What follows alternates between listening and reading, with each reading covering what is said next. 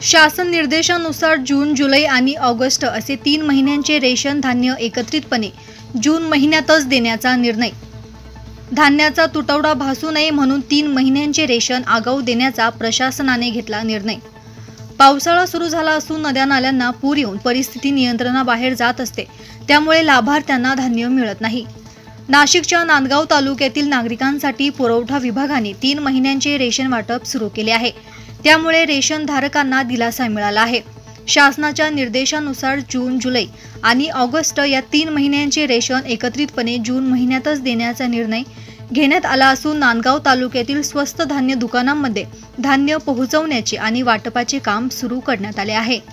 पुरामुळे दरवर्षी बाधित होणाऱ्या गावांमध्ये रेशन पुरवठा वेळेवर व्हावा यासाठी शासनाकडून ही विशेष योजना राबवली जात असून धान्याचा तुटवडा भासू नये म्हणून 3 महिन्यांचे रेशन आगाऊ देण्याचा प्रशासनाने निर्णय घेतला असून लाभार्थ्यांनी आपले 3 महिन्यांचे रेशन 30 जूनच्या आत घेऊन जावे असे तहसीलदार सुनील सौदाने यांनी सांगितले।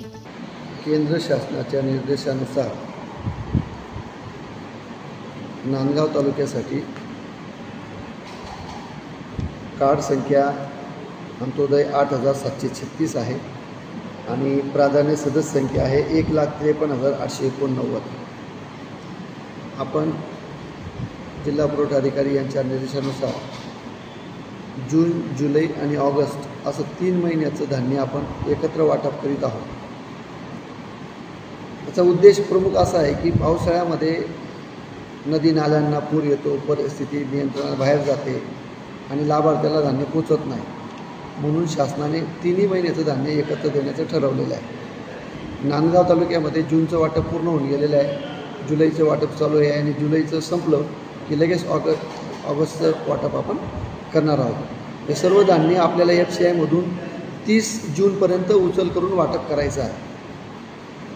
जर काही अडचण आली, ठेकेदाराचा काही हमालांची संख्या किंवा वाहन धान्य उपलब्ध होऊ शकलं नाही तर त्याची मुदतवाढ तशी दिली जाते।